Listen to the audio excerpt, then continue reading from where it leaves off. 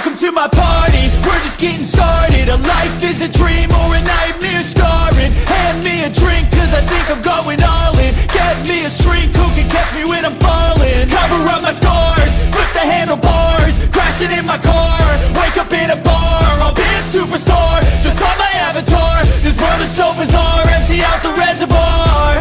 Yeah.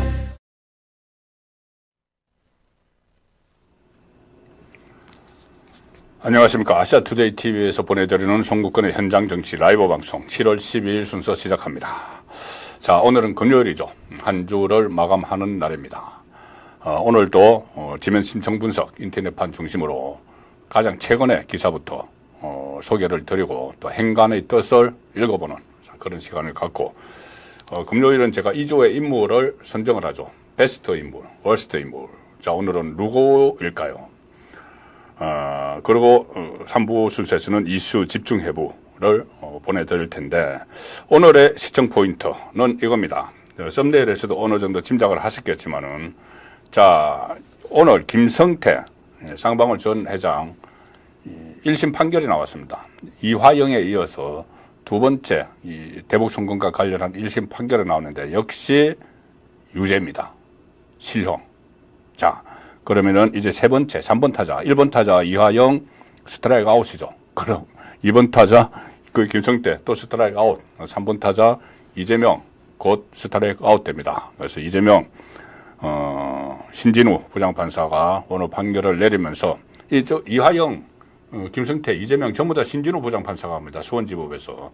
그래서 신진우 부장판사가 오늘 이 김성태에 대해서 실형을 선고를 하면서 봤지 이재명. 기다려. 곧 그렇게 되는 거죠. 그래서 이재명의 대북 송금 사법 리스크. 자, 이것이 또 하나 이재명에게 짐이 얹어졌고, 그리고 최근에 이 검찰, 그리고 법원의 움직임이 심상치 않습니다. 특히 검사들이, 평검사들이 이재명의 이 검사 4명에 대한 탄핵, 여기에 대해서 엄청 반발을 하니까 이재명이 말을 내란, 검찰이 내란, 이런 식으로 이야기를 했습니다. 내란 시도. 검찰이 어떻게 내란을 지금 시도를 하죠? 군인도 아니고. 그래서 자기를 수사한다고 검찰 내란 시도 이렇게 하니까 검찰에서 검사들이 아니, 내란이라면은 그러면 당신 수사한다고 우리가 내란을 한다면은, 일으킨다면은 그럼 당신은 국가냐? 이재명, 너가 국가냐? 너가 무슨 국가 원수냐? 내란을 일으킨다고 하니까는. 자기를 이제 흔든다고, 자기를 수사한다고 내란한다고 하니까. 자, 그런 반발에 넣을 정도로 분위기가 지금 심상치 않습니다. 그리고, 이 전당대회 소식도 시간이 되는 대로 제가 좀 정리를 해 드리겠습니다. 이거 잘못 이렇게 하다가는 분당 사태가 올지도 모릅니다. 너무 심합니다. 지금 안에 그 당대표 경선이. 그 부분도 시간이 되면 제가 좀 정리를 해 드리도록 하겠습니다. 자, 오늘 먼저 소개해 드릴 기사는 조금 전에 말씀드린 바로 그겁니다.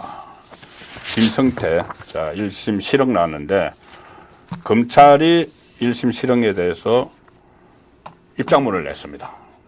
검찰은 이화영을 기소해서 1심에서 유죄 판결을 받아낸 데 이어서 비슷한 혐의로 김성태를 기소해서 또 1심에서 유죄 판결을 받아냈죠. 그래서 검찰이 입장문까지 냈습니다. 자, 아시아투데이 4시 30분이니까는 가장 최근에 한 1시간 반 전에 나온 기사입니다. 자, 검찰 김성태 1심 실형에 쌍방울 대북 송금 이재명 방북 추진 목적 명확히 판단했다. 법원의 판결을 환영하는 입장이죠. 오늘 판결 내용은 이겁니다. 오늘 1심 재판부가 오후 2시에 선고를 했는데, 김성태의 정치자금법 위반 혐의에 대해서는 징역 1년에 집행유예 2년, 뇌물공여죄 등 혐의에 대해서는 징역 2년 6월 실형을 선고를 했습니다. 다만 추가 증거 인멸 우려가 없고 이 재판에 성실하게 임한 태도 등을 감안해 법정 구속은 하지 않았다. 이런 겁니다. 그 재판을 받은 이유가 간단하게 설명을 드리면은 이 이화영 전 부지사에게 쌍방울그룹 법인카드 및 법인 차량 제공, 측근에게 허위급여 지급 등의 방법으로 3억 3천만 원 정치자금 및 뇌물 공여. 자, 이게 하나 있고, 이거는 이제 자기들끼리 이야기고, 그 이화영의 뇌물 받은 이야기고, 그 다음 줄이 이화영과 공모해서 경기도를 대신해서 북한의 스마트팜 사업비, 그리고 이재명 당시 경기지사 방북비, 그때 이화영 재판에서는 살해금이라고 표현을 했습니다. 방북비 등을 지급하기 위해서 총 800만 달러면은 100억 원이 넘습니다. 800만 달러를 중국으로 밀반출한 데 북한에 전달한 혐의를 받는다. 자, 그래서 이 판결에 나온 데 대해서 검찰은 이 입장문을 냈습니다. 어떻게 이야기를 했냐면은, 김성태가 뇌물 공여 및 정치자금법 위반 사건에서 1심에서 실형을 선고받은 거기에 대해서 검찰은 입장문을 내고 쌍방울그룹 800만 달러 대북 송금 목적이 결국은 경기도 스마트팜 사업 지원, 경기도지사 방북 추진이었다. 이 점을 다시 한번 법원이 명확히 판단했다고 밝히고 재판부는 검찰의 입장문입니다. 지난 6월 선고된 이화영에 대한 판결에서의 증거 및 법리 판단과 같은 이유로 김성태의 공소사실 대부분에 대해 유죄를 선고했다. 자, 그러니까는 이화영에 대한 선고와 같은 이유로 김성태도 선고를 했다. 그래서 둘이 공동 정범이다. 이런 표현을 썼습니다. 그러면은 그 위에 이재명이 있죠. 이재명을 위해서 했던 일이죠. 자, 그래서 이 부분은 제가 이슈 집중해 볼 시간에 이게 앞으로 그러면은 이재명에게 어떤 영향을 미칠 것인지, 자, 그 부분도 집중적으로 설명을 해 드리겠습니다. 이것은 잠시 후에 다시 말씀을 드리겠습니다. 자, 아사투데이 이 다음 소개해 드릴 기사는 오늘 완전히 때를 쓰는 이 민주당 의원들이 완전히 때법, 민주당 의원들 중에는 지금 무슨 뭐 검사를 했던 인물, 뭐 친문재인 검사, 그리고 판사를 했던 사람들, 그 이재명 그 대장동 변호를 했던 검사 출신들, 뭐 이런 사람들 옛날에 윤석열 검찰총장 쫓아내기 위해서 막 그 했다가 뭐 감찰 뭐 했다가 조국 눈에 들어서 국회의원이 된 사람들, 그것도 검사, 이런 사람들이 막 있죠. 근데 이 사람들이 요즘 전부 다 보면 때법을 지금 쓰고 있습니다. 때를 쓰고 있습니다. 자, 오늘 어떤 일이 있었냐면은, 이 국민청원이라고 있었죠. 국민청원 해서 국회에서 국민청원을 해서 그 국회청원을 시작을 한 사람은 맨날 윤석열 대통령 탄핵을 외치는 촛불행동이라는데 그 공동대표라는 사람이죠. 그 사람이 이 정가 오범이고 또 국가보안법 위반 혐의도 있었던 사람인데 이 사람이 청원을 한 게 뭐 100만 원을 넘었다고 해서 사실상 처음으로 뭐 유례도 그 사례도 없는 국회에서 청문회를 열겠다. 탄핵 청문회를 열겠다. 이래가지고 뭐 29명이죠. 29명의 그 정인을 채택을 했습니다. 자기들끼리.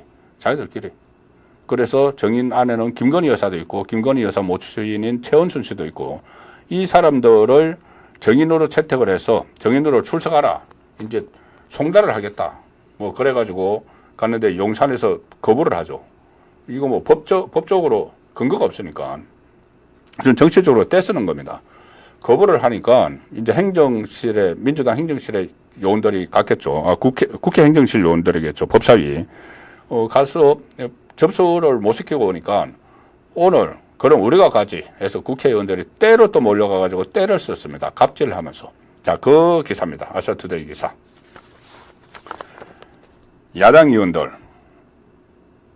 대통령실 정인 출석 항의 방문 경찰과 대치. 뻑하면 용산 대통령실로 달려갑니다. 자기들이 국회에서 다수당의 힘으로 모든 걸 다 밀어붙이면서도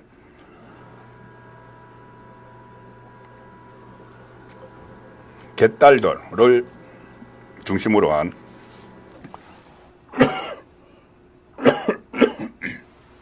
죄송합니다. 개딸들을 중심으로 한 지지층에게 뭔가를 또 보여야 되니까 이렇게 때로 몰려갑니다. 국회 법사위 소속 야당 의원들이 오늘 윤석열 대통령 탄핵 청원 청문회 정인 요구서를 제출하기 위해 대통령실을 방문했다가 경찰과 한바탕 대치를 벌였다. 자, 오늘 갔던 의원들 볼까요? 이게 법사위 소속인데, 자, 이런 사람들입니다. 김성원. 자, 김성원은 판사 출신이죠. 전현희, 그 국민권익위원장 출신 전현희, 장경태, 이 맹목적으로 이재명을 그 추종하는 충성파 장경태, 위건태, 대장동 정진상 변호인입니다. 변호인 출신이죠. 이성윤, 문재인 정부 때 서울중앙지검장 한 친문 검사. 여기다가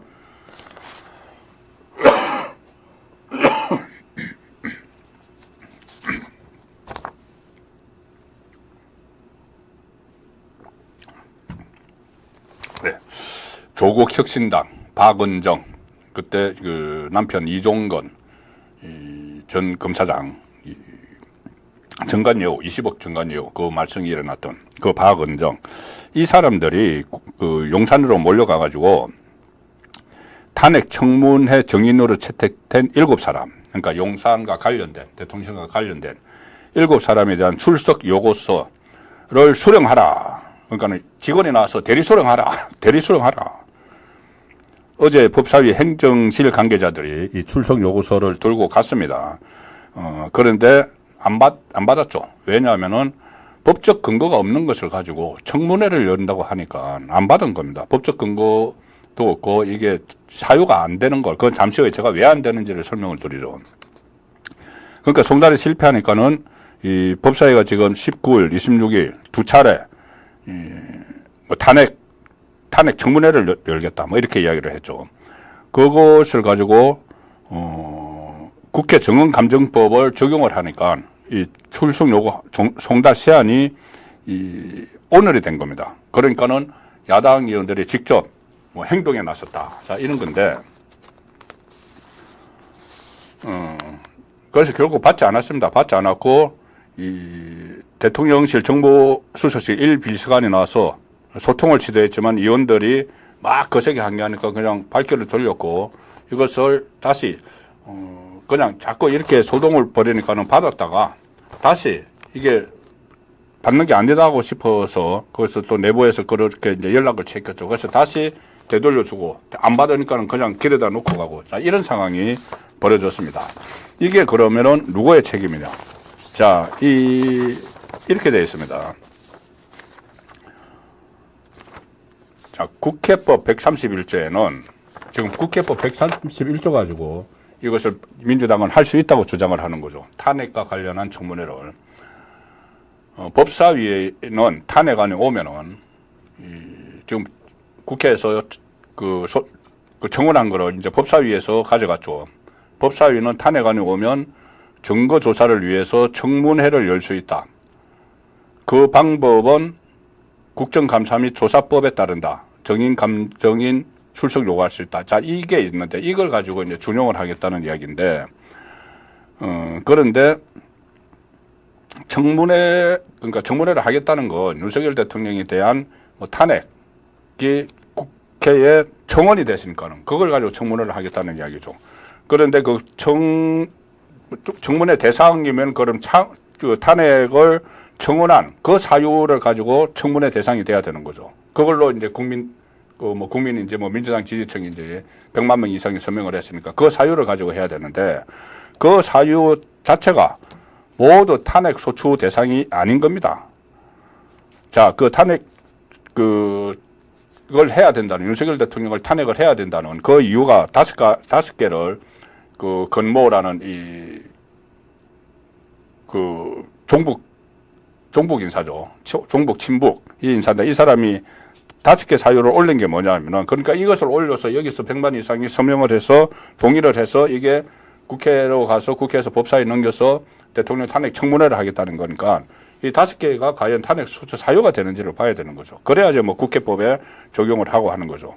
탄핵 그것은 헌법 65조에 나와 있는 겁니다. 지금 국회법을 적용을 하겠다고 하는데 그 위에 헌법에서 이게 탄핵소추 대상이 안 된다는 거죠. 이 뭐냐면은 이 5개 올린 사람의 주장은 해병대원 사건에 수사 위압을 했다. 이거 뭐 지금 뭐 특검을 하자고 난리치는 그거죠. 그게 첫 번째고, 두 번째가 명품 가방을 수수했다. 자, 이거는 지금 또 서울중앙지검에서 수사를 하고 있죠. 또 하나가 뭐냐면 일제 강제징용 대법원 판결을 부정했다. 이거 언제적 이야기죠. 이런 것까지 끼워 넣었습니다. 그리고 이 판결 이야기죠. 그 다음에 대북 학생기 재개 등 전쟁 위기를 조장을 했다. 전쟁 위기, 우리가 북한에서 오물풍선을 내려보내서 대북 학생기를 재개했죠. 그걸 이제 전쟁 위기 조장이다. 이렇게 주장을 하면서 탄핵을 하자고 한 겁니다. 그리고 이 탄핵을 처음에 청원을 한 사람은 제가 말씀드린 대로 국가보안법 위반 혐의자죠. 경력자죠. 그러면은 종북 인물이, 친북 종북 인물이 우리가 대북 학생기 방송을 했다고 대통령을 탄핵해야 된다. 이렇게 이야기하는 겁니다. 북한의 뜻을 그대로 이야기해서 대통령 탄핵을 하자는, 여기에 이제 100만 명 이상 민주당 아마 지지자들 중심으로 서명을 했겠죠. 그리고 그것을 가지고 청문회를 열어서 대통령 배우자를 비롯해서 장모하고 뭐 이종석 국방부 장관이나 다 불러서 하겠다는 이야기입니다. 그 29명을 자기들끼리 의결을 했죠. 그리고 또 하나가 이제 네 번째까지 말씀드렸고, 다섯 번째 탄핵 사유라고 내세운 게 뭐냐면은 후쿠시마 오염수 투기를 방조했다. 이거는 지금 괴담으로 다 확인이 된 거죠. 어쩌고저쩌고 괴담이었다. 지금 아무런 뭐 피해 사례도 없고. 자, 그래서 이것을 5개를 가지고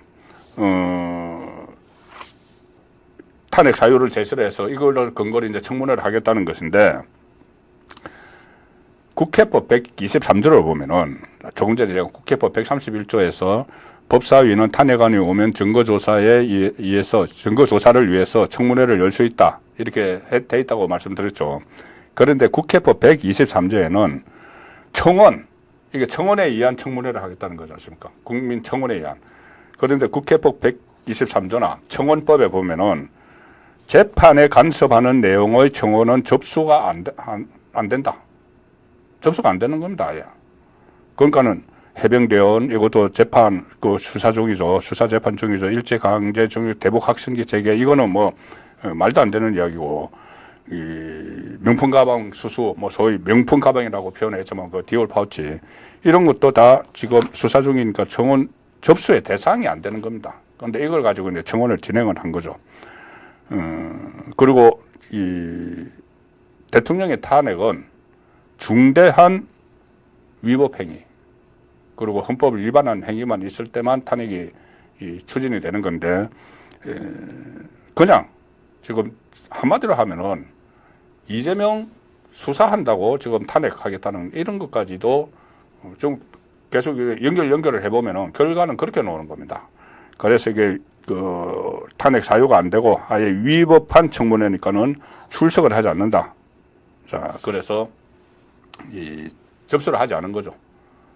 출석 요구서를 접수를 하지 않았는데, 이제 행정요원들이 가서 안 되니까는 국회의원들이 지금 때로 몰려가서, 그리고 때로 몰려간 국회의원들이 전부 다 검사 출신, 판사 출신, 변호사, 이런 사람들이 서울중앙지검장까지 했던 사람들이 그냥 때를 쓰고 있는 이 상황이 이어지고 있는 어처구니 없는 지금 전국입니다. 자, 아시아투데이 마지막 소개해드릴 기사는 이건데, 국민의힘 내부 이야기입니다. 국민의힘 정말 이러다가 분당 사태까지 올지도 모릅니다. 지금 내가 뭐 한동훈을 지지하고 윤석열 대통령을 뭐 보호하고 뭐 원희룡 지지하고 나경원 지지하고 윤상현 지지하고, 이게 문제가 아닙니다. 지금 잘못하면은 저는 이 큰일 날 일이 벌어질 수도 있습니다. 지금 민주당을 비롯해서 조국당 계속 윤석열 대통령을 탄핵을 하거나 임기를 단축시켜서 자기들이 셀프 면죄부를 받으려고 하고 있는데, 새로운 지도부가 이 상태에서 탄생을 하면 누가 당대표가 되든 당이 하나로 뭉칠 수가 없겠죠. 그러면 보호도 못합니다. 그 말씀은 제가 계속 드리고 있는데, 자, 결국 당 지도부가 이거는 도저히 안 된다 해서 그러니까 주의 조치를 내렸죠. 주의 조치를 내고 제재를 했습니다. 주의 및 시정명령 제재 조치 공문을 내렸는데, 한동훈 후보 쪽에서 즉각 이의 제기를 접수하겠다. 이의를 제기하겠다. 나는 네거티브 이런 거 안 했는데 왜 나까지 그러느냐. 자, 그 이야기입니다. 아시아투데이 기사입니다. 한동훈 캠프 당 선관위의 이의 제기 예고 방어만 한 것뿐이다. 우리는 방어만 했다. 자, 기사 내용을 먼저 소개해드리면, 국민의힘 전당대회 선거관리위원회가 원희룡 한동훈 후보에게 주의 및 시정명령 제재 조치 공문을 발송을 했습니다. 그런데 한동훈 후보 쪽에서 즉각 이의 제기를 접수하기로 했다. 한동훈 후보 쪽 관계자는 이렇게 이야기합니다. 원희룡 후보 쪽의 네거티브 마타도에 우리가 일방적으로 당했고, 한동훈 후보는 네거티브를 하지 않았고 답변을 한 것뿐이다. 이날 중 불복 신청을 하려 한다. 지금 불복 신청했겠죠. 그럼 이제 저녁이 됐으니까. 선관위가 이런 공문을 발송을 했죠. 양쪽에. 어제 개최된 당대표 방송 토론회에서 당규 제5조 후보자의 공정경쟁 의무 제1항 제39조 금지되는 선거운동 제7호를 위반했다. 그러니까 당헌 당규를 들어서 원희룡 한동훈 후보에게 주의 및 시정명령 제재 조치 공문을 보냈죠. 그러니까 지금 양쪽이 굉장히 심하게 싸우지만, 어제는 특히 MBN 당대표 방송 토론회에서 이 원희룡 후보가 한동훈 후보의 이모부, 과거 활동 이력, 진중권 강원대 특임교수 김경률 전 비대위원장과 소통하는 점 등을 들어서 지지층 내에서 우려가 있다는 취지로 질문을 했습니다. 일종의 이제 색깔론 이렇게 됐죠. 그러니까 거기에서 이제 그 과정에서 티격태격했고, 지난 총선 과정에 대한 원희룡 후보의 의혹 제기도 이어졌고, 여기서도 반박을 하고 했는데, 자, 이런 게 중요한 것은 아니고, 제가 말씀드리고자 하는 것은 이렇게 이의 제기를 할 게 아니라 주의 및 시정명령 제재 조치 공문을 양쪽에 같이 받았으면은 그것을 전환점을 해서 경선 분위기, 남은 경선 분위기로 바꾸는, 그걸 이제 수용을 하고, 따지지 말고 수용을 하고, 양쪽 다 수용을 해서 지금부터 그러면은 우리 이런 거 하지 말자 하고 나아가는 그런 모습을 보여야 되는데, 이의 제기를 하고 하는 것이 과연 지금 사실상 1위 후보죠. 1위 후보로서 이게 이렇게까지 해야 되는 것인가는 생각은 듭니다. 왜 그러냐 하면, 물론 지금 문제 제기를 추격하는 쪽에 원희룡 후보 쪽에서 한동훈 선두 후보를 겨냥을 해서 문제 제기를 하고 있죠. 가령 예를 들면은 이 색깔론, 뭐 좌파 후보 아니냐. 그러니까 조금 전에 말씀드렸다시피 이모부가 옛날에 민청학령 사건의 주동자였다. 그리고 이 장인이 진형구 전 검사장입니다. 진형구 전 검사장이 그때 조폐공사 파업 누드 사건, 그때 한번 많이 알려진 적이 있죠. 술자리에서 그런 이야기를 우리가 파업 유도를 한 거야. 이래서 뭐 논란이 돼서 아마 그때 직위도 날아가고 했을 텐데, 그 다음에 진형구 검사장, 한동훈 후보의 장인이 이 민주당 뭐 공천을 받으려고 했다. 뭐 이런 이야기가 있죠. 그래서 이 원희룡 후보가 그거를 제기를 합니다. 제기를 하니까 이 한동훈 후보가 이모부라는 사람은 20년 동안 보지도 못했다. 뭐 이렇게 반박을 했습니다. 자, 그러면 여기까지 하면은 지금 한동훈 후보 쪽이 이야기하는 게 맞죠. 우리는 일방적으로 공격을 받았고 방어만 했을 뿐이다. 자, 그런데 방어만 해서 해명을 해서 이모부 만난 지 20년 됐다. 이게 끝났으면 되는데 반격을 했죠. 반격을 하면서, 아니 그렇게 이야기하는 원희룡 후보는 과거에 학생운동 했지 않느냐. 그런 전력이 있죠, 원희룡이. 그렇게 하면은 색깔론을 다시 색깔론으로 같이 받아치는 그죠? 근데 그런 걸 자제하라는 게 그 경선관리위원회의 이야기입니다. 또 하나는 한동훈, 원희룡 사이에 뿐이 아니고 두 캠프 사이에서 부딪히는 것들이 있죠. 그러니까 이쪽 캠프의 참모들끼리 막 그 네거티브를 막 지금 하고 있습니다. 지금 이렇게 좀 자제를 하라고 하는 것은 두 후보만 놓고 이야기하는 게 아니죠. 캠프도 마찬가지죠. 다른 캠프에서 그 장동혁 최고위원에 출마한 그 한동훈 캠프의 같이 뭐 그 러닝메이트 이렇게 불리는데 장동혁 후보 같은 경우는 김건희 여사 문자가 모든 것이 원희룡 캠프 쪽에서 기획했다 이렇게 이야기하는 거. 원희룡 캠프 쪽에서도 마찬가지로 그 한동훈 캠프를 공격을 하죠. 그걸 다 섞어가 다 합해서 자제를 하라고 주의를 내리는 겁니다. 그러면 받아들이고 이것을 그 분위기를 좀 쇄신하는 그런 계기로 삼아야 됩니다. 특히 이 한동훈 후보는 지금 선두주자죠. 어떻게 뭐 여론조사 어느 여론조사를 봐도 쫙 앞서 나가고 있습니다. 그러면은 후유증을 좀 최소화하기 위해서라도 그러면 지금부터는 네거티브 하지 말자. 그래. 우리가 좀 이렇게 그 불공정한 게 있어도 그 당 지도부의 조치가 불공정한 게 있어도 좀 억울하지만은 그래 받아들이겠다. 그러면 같이 하지 말자. 이렇게 나가는 게 저는 맞다고 봅니다. 특히 한동훈 후보는 직전에 당 대표 격인 비대위원장이었죠. 그리고 총선에서 어쨌든 졌고 그리고 지금 본인이 다시 한번 재건해 보겠다고 나왔고 그러면 어느 정도 자기가 불이익을 당한다고 생각을 해도 자기가 막 그 추격하는 입장이면 또 모르지만은 사실 넉넉히 앞서가고 있죠. 그러면은 후유증을 최소화하기 위해서라도 받아들이는 그런 좀 대승적인 모습을 보였으면 어땠을까 그런 생각이 듭니다. 자, 그래서 연장선상에서 제가 오늘의 이주의 인물 베스트 워스트를 소개를 드릴 텐데 연장선상에서 제가 이 인물을 올해의 베스트 인물로 죄송합니다. 올해가 아닙니다. 이번 주 올해가 아니고 이번 주 베스트 인물로 선정을 했습니다. 자, 오늘 제가 베스트 인물로 선정한 사람은 누굴까? 뭐 대단한 일을 해서 제가 베스트로 선정한 건 또 어떻게 보면 안 됩니다. 당연히 해야 될 건데 다른 사람이 안 하니까 이 사람이 하니까는 돋보였던 거죠. 뭐냐면은 지금 제가 조금 전에 말씀드린 거는 당 대표 경선이고 대표 경선과 별개로 최고위원 경선이 지금 실시가 되고 있죠. 자, 최고위원에 출마한 후보 중에 한 명, 김재원 후보입니다. 김재원 후보. 여러분들이 잘 아시는 그 김재원 후보. 자, 김재원 후보는 그 경북에서 국회의원도 했고 또 최고위원을 한번 했었죠.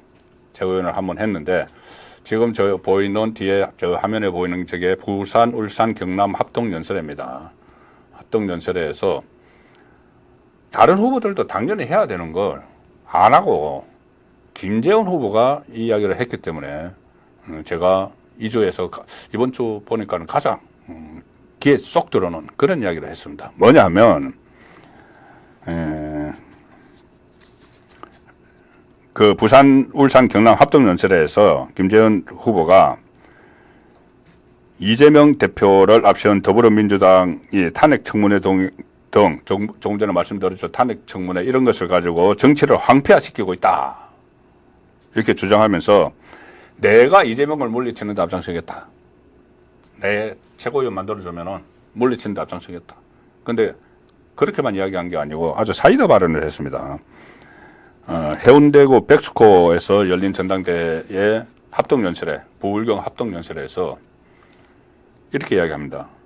참, 듣는 걸로도 속이 후련할 정도던데 저는. 왜냐하면은 대표 경선은 물론이고 최고위원 경선도 지금 패가 나눠져가지고 내부에서 이렇게 싸우고 있죠. 내부에서만 계속 싸우고, 뭐 심지어 내부에서 싸우다가 이게 그 좌파 쪽에 먹잇거리를 막 투척을 해주는 막 이런 일도 벌어지고 있는데 외부를 향해서 메시지를 던지는 거죠. 가장 중요한 게 지금 자기 지도부가 할 일 중에서 가장 중요한 게 이재명의 행패를 막는 겁니다. 그리고 법대로 이재명을 처벌을 할 수 있도록 정치권에서 분위기를 조성을 하고 계속 촉구를 하고 해나가는 거죠. 그걸 가지고 누가 더 잘할 수 있느냐를 가지고 이번 전당대회가 치러져야 되는데 전혀 엉뚱한 방향으로 가고 있는 상황에서 김재원이 사이다 발언을 했습니다. 자, 이렇게 이야기합니다. 민주당이 국회를 나쁜 놈들의 전성시대, 범죄자들의 천국으로 만들고 있다. 그런 이재명 교도소 보내야 하지 않겠느냐. 교도소 보내야 하지 않겠느냐.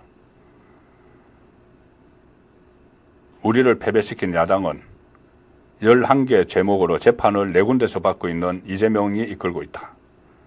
곧 재판을 받으면 교도소로 갈 조국 당한테도 우리는 패배했다. 기가 막히다. 곧 대법원 확정 판결 나오면은 이 조국은 자기 발로 구치소 가야 되죠. 근데 이것도 지금 안 나오고 있습니다. 이것도 빨리빨리 촉구를 해야 되는 상황이죠. 정치권에서 촉구를 하고 해야 됩니다. 그런데 지금 내부 싸움만 하고 있기 때문에. 자, 김재원 이렇게도 덧붙입니다. 그들은 국회를 점거해서 탄핵 청문회 벌이면서 정부를 공격하고 있다. 쑥밭을 만들고 있다. 나 김재원에 보내겠다. 누구를? 이재명을. 이재명이 잘못한 것 폭로해서 교도소 가는 지름길로 보내겠다. 아, 김재원 후보도 검사 출신이죠. 검사 출신이고 박근혜 정부 그때 정무수석도 했습니다. 청와대에서. 검사 출신이어서 검사 출신이 볼 때도 이거 조금 넘어간다 이 이야기죠. 이재명 대표가 잘못한 것들을 폭로해서 교도소 가는 지름길로 보내겠다. 나 김재원은 보수의 최강 공격수다. 열심히 싸워서 이재명과 조국을 빨리 교도소 보내서 여러분을 시원하게 해드리겠다. 이재명이 10월달 되면 1심 판결 2개가 나온다. 2개 나오죠. 하나는 선거법, 하나는 위정교사. 2개가 동시에 나옵니다. 1심 판결. 열심히 싸워서 이재명과 조국을 빨리 교도소 보내서 여러분을 시원하게 해드리겠다. 이재명 10월달 되면 1심 판결 2개가 나오는데 선거법과 위정교사 그 사건 재판받다가 내년 이맘때 되면 대법원 판결 받고 이원정 날아가고 면책특권 날아가서 교도소 간다. 그날 내가 부산의 가야밀면에서 잔치국수 사겠다. 부산의 유명한 가야밀면 있죠. 잔치국수 사겠다. 교도소 가는 날. 이게 내년 이맘때라고 이야기를 했죠. 자, 내년 이맘때도 아닙니다. 지금 스케줄 로드맵대로 쭉 따라가면은 내년 봄, 여름 들기 전에 봄에 갈 수 있습니다. 이 1심이 10월에 2개가 나오는데 그중에 선거법 같은 경우는 원래 633, 1심 6개월, 2심 3개월, 3심 3개월인데 1심을 2년 동안 끌어버렸죠. 2년 동안 끌고 10월에 1심이 나옵니다. 그럼 2심, 3심은 지금 조희대 대법원장 체제니까는 제대로 진행이 되겠죠.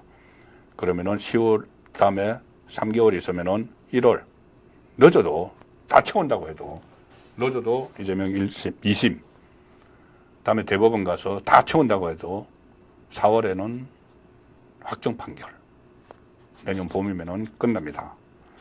그렇게 되면은 부산의 가야밀면에서 잔치국수 사겠다 이렇게 이야기를 했죠. 한 명 더 겨냥합니다. 누구냐? 미리 말씀드리면은 제가 오늘의 베스트를 김재원으로 했죠. 미리 말씀드리면은 오늘의 월스트는 정청래를 꼽았는데 김재원이 정청래를 저격합니다. 어떻게 하느냐? 지금 민주당의 수석 최고위원은 정청래다. 뭐 사실은 얼마 전까지 수석 최고위원이었다가 이재명이 대표직을 사퇴하면서 법사위원장으로 갔죠. 그런데 수석 최고위원 역할을 했었습니다. 왜 수석 최고위원이냐면은 최고위원 경선에서 5명을 뽑는데 1등한 사람이 수석 최고위원 이렇게 불리죠. 정청래가 수석 최고위원인데 그 정청래는 이재명보다 더 보기 싫다. 나를 수석 최고위원으로 만들어달라. 그러면 정청래 묵사발 만들어버리겠다. 묵사발을 만들어버리겠다. 시원하지 않습니까? 말만 들어도. 정청래가 법사위원장 맡아서 그렇게 행포를 부리고 해도 제대로 대응도 못하는 현역 의원들이 수두룩한데 묵사발 만들어버리겠다. 자, 그래서 제가 베스트로 뽑았습니다. 그리고 또 하나 지금 이 국민의힘 당대표에 출마한 이 4사람, 그리고 이 최고위원 경선에 출마한 사람 8사람인가요? 또 청년 최고위원도 있고 그거 많은데, 영남 출신 후보가 이 김재원 단 한 사람입니다. 이건 저도 상당히 이것도 문제가 있다고 보는 것이, 영남이 그 TK 같은 경우는 민주당이 발을 못 붙이는 이 국민의힘의 텃밭이죠. 국민의힘의 그러니까 우파의 보수 우파의 심장이라고 불리는 곳이죠. 이번에 국회의원 25명 다 됐습니다. 부울경도 보수의 텃밭이다, 이렇게 하죠. 그래서 전체 이번에 지역구 국회의원 중에서 전체 국회의원 지역구 당선된 사람이 90명인데 그 중에서 59명, 3분의 2가 영남입니다. 영남의 국회의원들입니다. 그런데 이 사람들이 아무도, 자기들이 당이 이렇게 어려워졌는데 당 대표 경선에도 안 나가고 최고위원 경선에도 안 나가고 김재원 지금 혼자 나가 있는 상황이죠. 그러니 영남이 마치 무주공산처럼 돼서 거기서 또 책임당원이 뭐 41%는 되고 하니까 무주공산에서 땅 따먹게 하느라고 또 더 치열하게 싸우면서 배신의 정치, 배신자 프레임도 막 나오고 막 그렇게 지금 하고 있는 것이죠. 자, 그래서 어쨌든 베스트를 소개하는데 시간이 너무 많이 끌었습니다. 안되는 이제 월스트는 제가 말씀드린 대로 김재원인데, 김재원은 죄송합니다. 베스트가 김재원이고 월스트는 이 정청래. 자, 정청래인데, 정청래는 뭐 두말할 것도 없습니다. 정청래는 일단 법사위를 완전히 이재명의 로펌, 이재명 로펌으로 만들어 버렸죠. 이재명 로펌 만들어서 그때 해병순직 특검법 입법청문회에서 이종섭에게 천지분간을 못하고 앉아 있다, 뭐 가훈이 정직하지 말자인가, 이렇게 막 악담을 막 하고 토달지 말고 사과라, 어디서 배운 버릇이냐, 이런 식으로 하고 제복 입은 군인을 10분간 퇴장해라, 마라, 막 이렇게 했죠. 이렇게 했는데 지금 그냥 이게 정청래가 그냥 행동하는 게 아닙니다. 이재명의 지침을 받아서 하는 거죠. 지금 이재명을 수호하는 그 전위부대가 저는 2개가 있다고 봅니다. 이재명 수호 전위부대가 2개가 있는데, 하나는 그 정청래가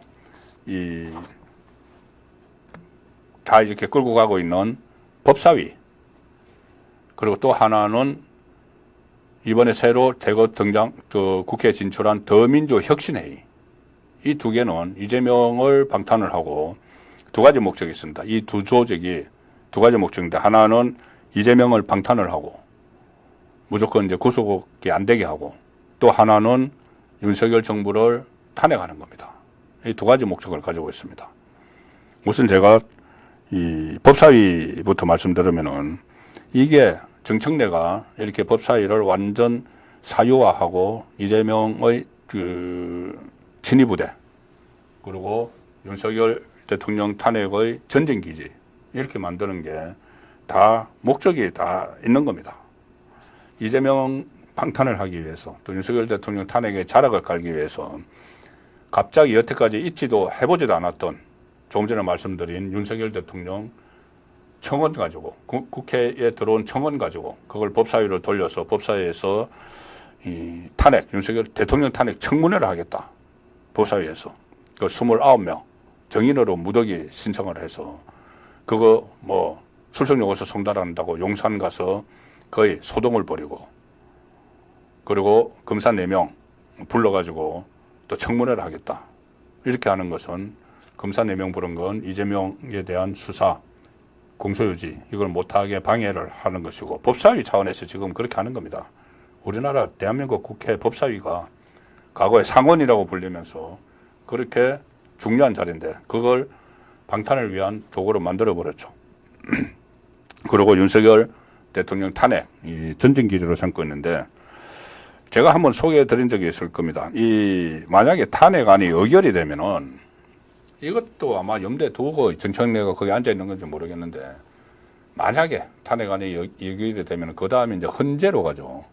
헌법재판소로 가는데 그 헌법재판소로 가면 헌법재판소가 이제 이 심리를 하죠. 뭐 일반 재판처럼 이제 헌법재판소가 재판을 하면서 심리를 하는데 그러면은 변호사와 검사가 있어야 되겠죠. 헌법재판소는 판사 역할을 하니까는. 그럼 변호사 역할은 누가 하느냐? 탄핵 소추가 된 대통령에서 변호인단을 꾸려서 합니다. 그러면 검사 역할을 누가 하느냐? 법사위원장이 합니다. 법사위원장이. 국회 법사위원장이 탄핵 소추에서 검사 역할을 하죠. 대통령 탄핵뿐이 아니고 지금 검사 만약에 탄핵되든지 장관들 지금 막 탄핵한다고 하고 방통위원장 탄핵한다고 하고 그러면은 검사 역할을 하는 것이 현재까지 가면은 검사 역할을 하는 것이 법사위원장이죠. 박근혜 전 대통령 탄핵 때는 법사위원장이 권성동이었습니다. 그때 친이, 친MB계 서로 이제 대립을 하고 있던. 그래서 권성동이 그때 헌재에 가서 박근혜 대통령을 탄핵해야 되는 사유를 설명을 하곤 했죠. 검사 역할을 하니까는. 그 오래전에 노무현 그 탄핵 소추가 통과가 됐을 때 헌재에 갔을 때는 법사위원장이 김기춘 법사위원장이었습니다. 그런데 김기춘이나 권성동은 검사 출신이죠.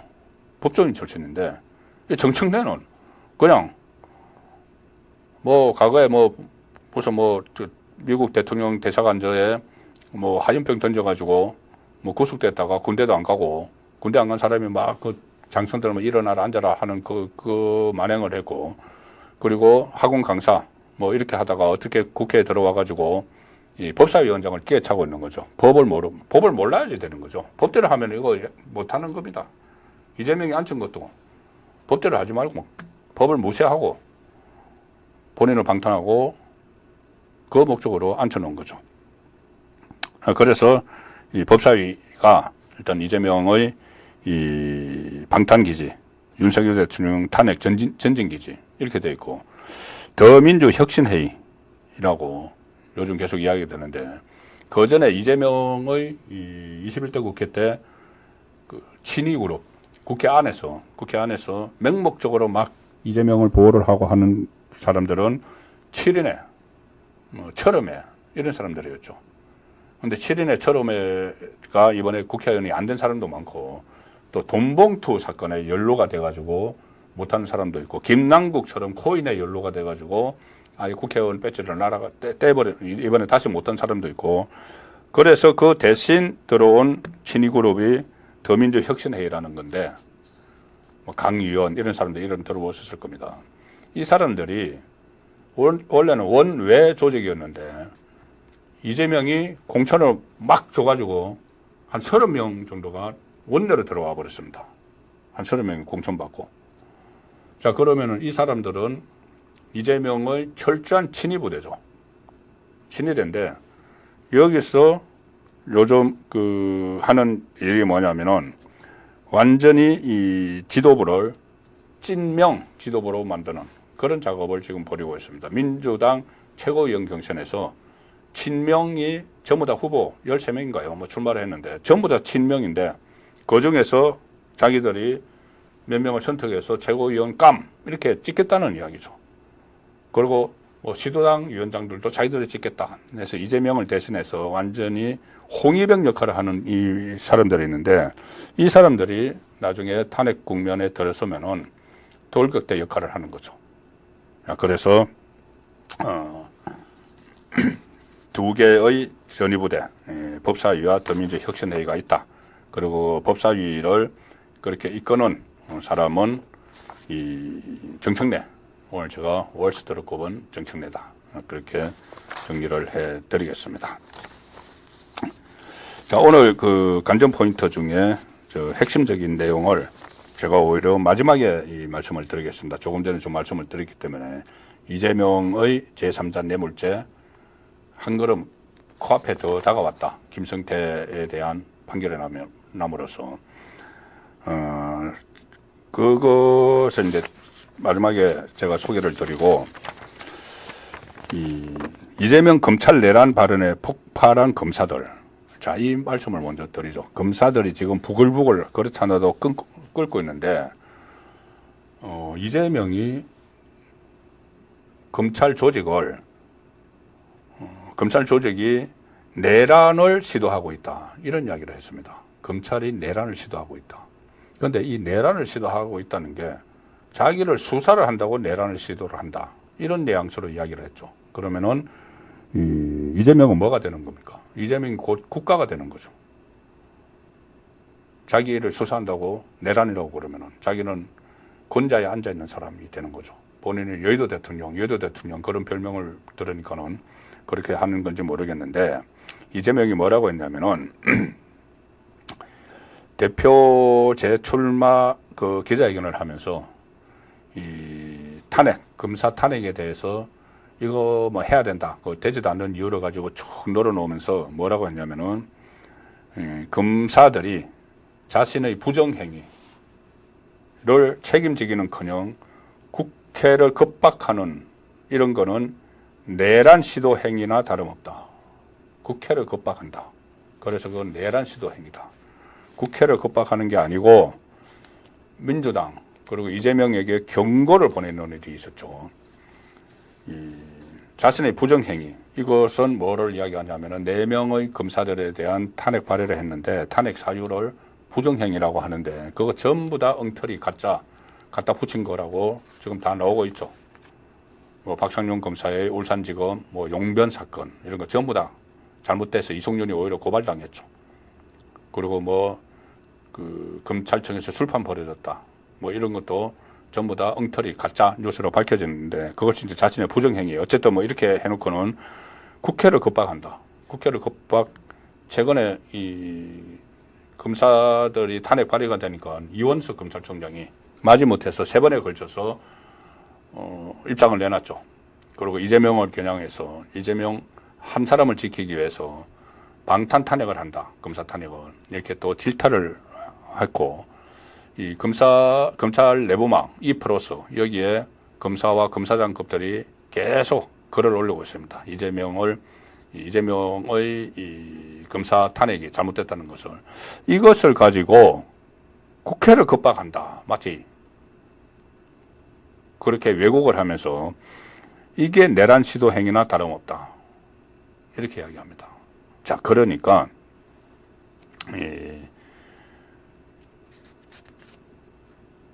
검찰 안의 분위기가 지금 어떤가? 한 보도에 따르면은 이런 그 취재를 했습니다. 서울신문이 이 취재를 한 내용인데 7월 10일 저녁에 인터넷판 기사에 올린 건데 지금 이 분위기가 아직도 그대로 이어지고 있다고 하죠. 검찰 고위 관계자는 이재명의 발언은 독재자나 다름없는 것으로 보인다. 독재자. 그러니 자기를 수사하고 기소한 검사들을 자신을 거역하는 내란 행위로 치부하는 것 아니냐. 독재자니까. 자, 취재를 상당히 많이 했습니다. 수도권의 한 부장검사, 현직 검사들입니다.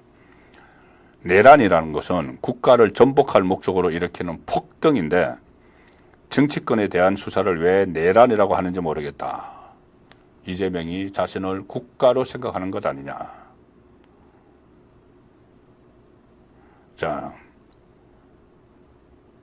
한 검찰 관계자는 이재명이 자신의 수사와 재판에 영향을 끼치려고 협박을 하는 것으로 보인다. 협박하는 거 맞죠? 거친 표현을 써야 자신의 지지층이 따라주리라 생각하는 것 같은데 뭐 검찰은 묵묵히 할 일만 하면 된다. 검사들도 아는 겁니다. 이렇게 하는 게 자기 이재명 지지층을 향해서 메시지 보내는 걸 아는 겁니다. 그래서 우리가 묵묵히 할 일만 하면 된다. 뭐 수사를 하면 된다.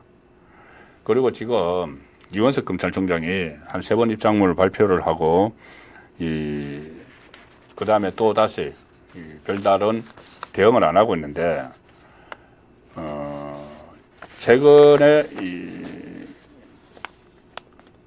검찰개혁 TF라고 있죠. 그 민주당에 검찰개혁 TF라는 데가 있는데 이번 달 내로 검찰청을 없애버리는 이 법을 입법을 하겠다. 당론으로. 그 시도를 지금 하고 있습니다. 완전히 검찰청을 없애버립니다. 지금 나오는 안을 보면은 검찰로부터 수사권을 완전히 떼어 놓을 뿐 아니고 검찰청 명칭을 공소청, 그러니까 공소만 담당하도록 하는, 기소 유지만 하도록 하는 글로 바꾸겠다는 것이다.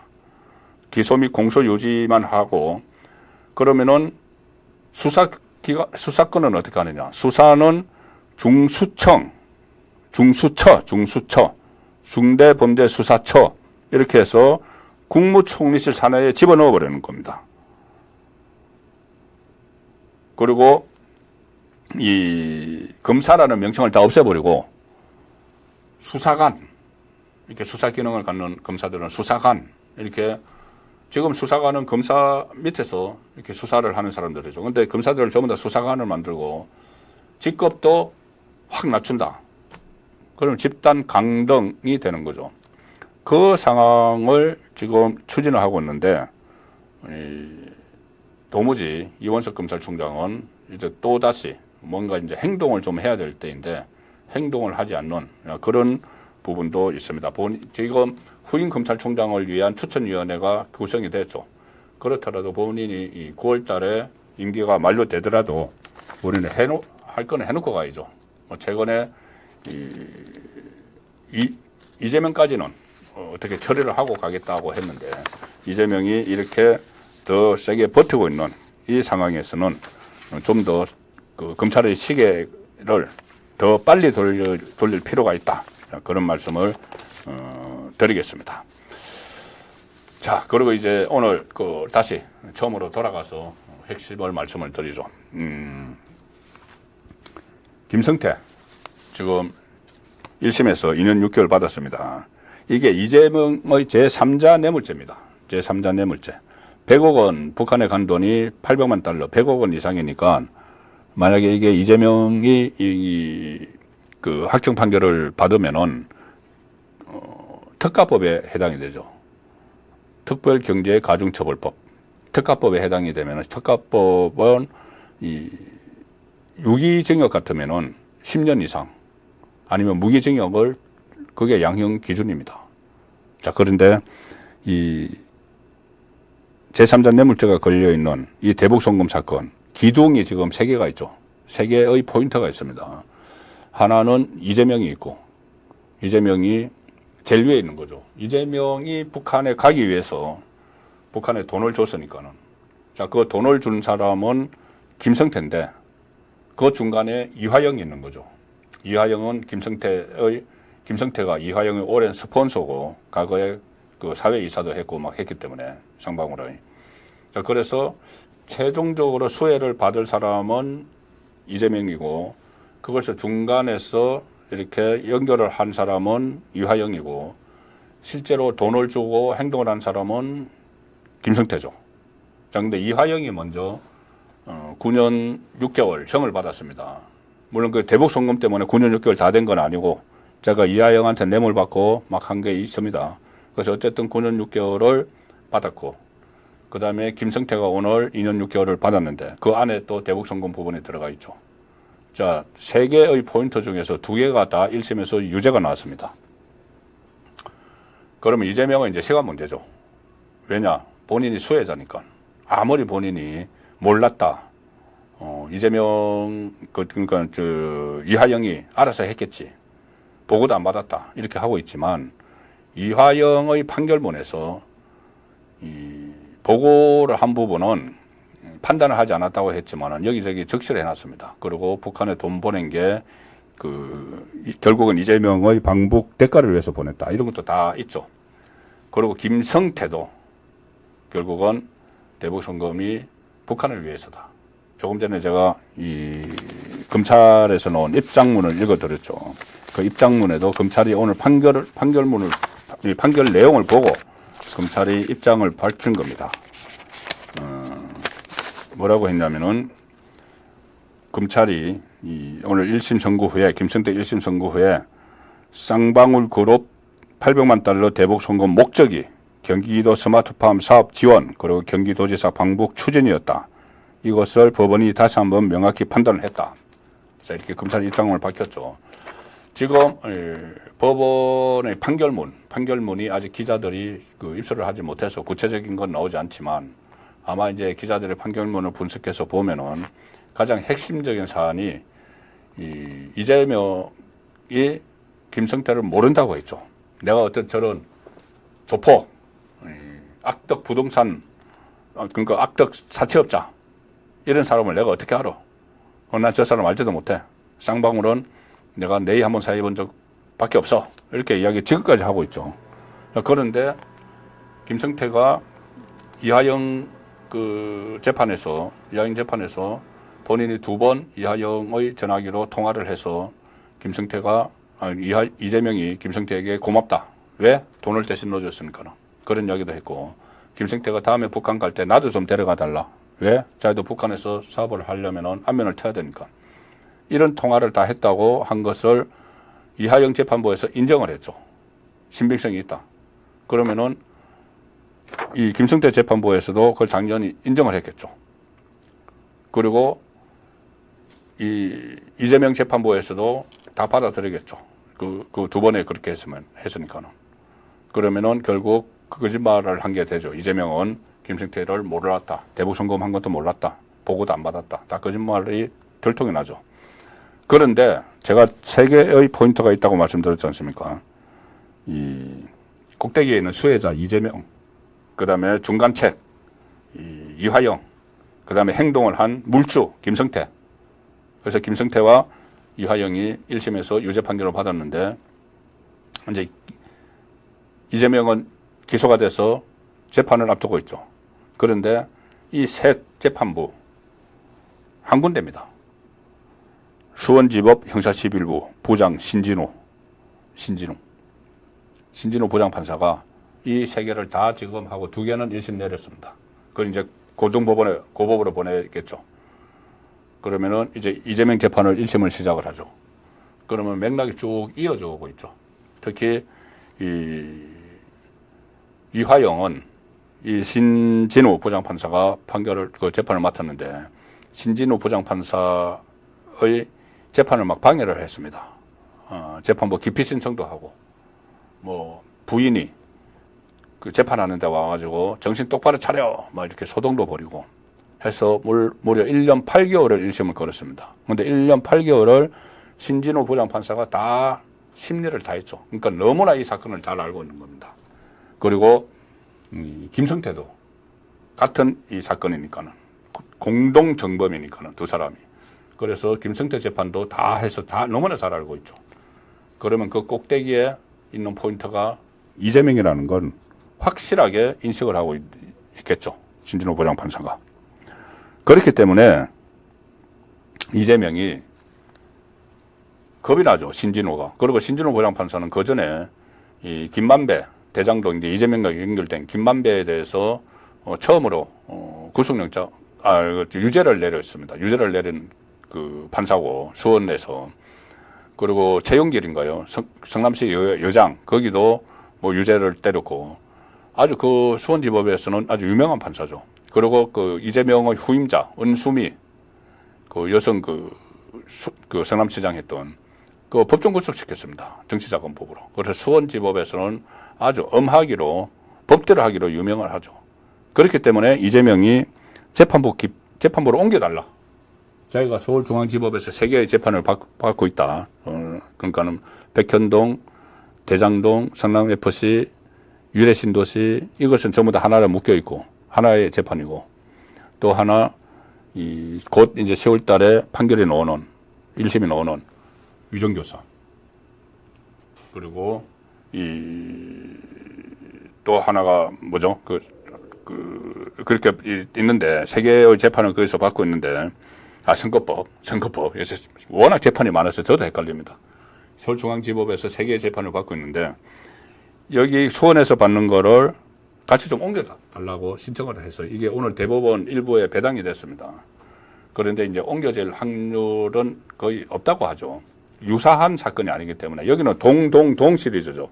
서울중앙지법에 있는 거 대장동, 백현동, 뭐 정자동도 앞으로 될 거고 위례동, 뭐 다 위례신도시 다 개발 비리 이후 그리고 성남시장 시절에 있었던 사건들은 서울중앙지법에서 하죠. 근데 이거는 개발 비리가 아니고 대북 송금 전혀 딴 거죠. 그리고 경기도지사 시절에 있었던 거. 이거는 성남시장 시절.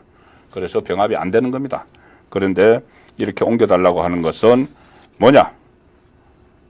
신진우가 무섭기 때문이죠. 신진우 부장판사가. 지금 대북 송금과 관련해서 두 개의 포인트.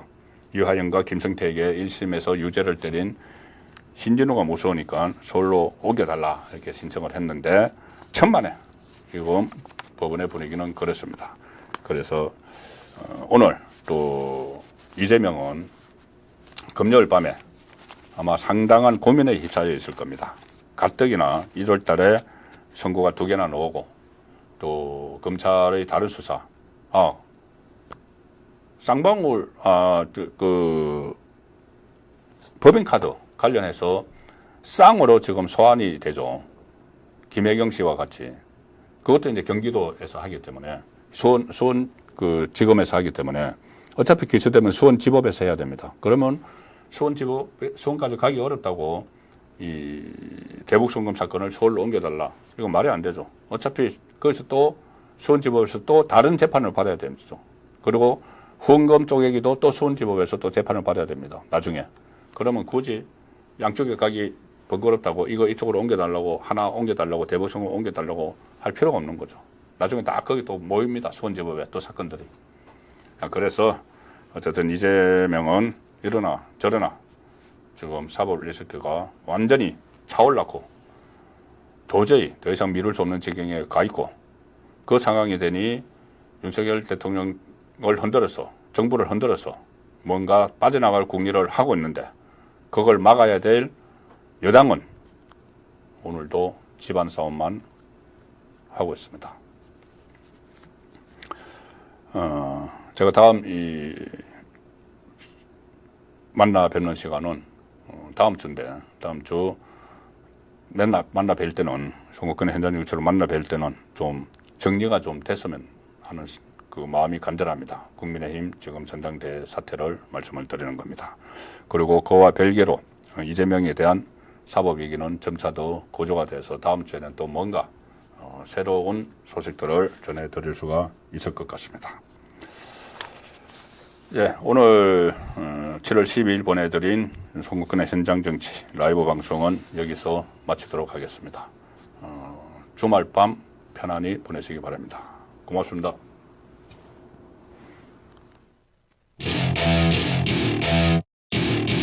Welcome to my party, we're just getting started. A life is a dream or a nightmare scarring. Hand me a drink cause I think I'm going all in. Get me a shrink who can catch me when I'm falling. Cover up my scars, flip the handlebars. Crashing in my car, wake up in a bar. I'll be a superstar, just on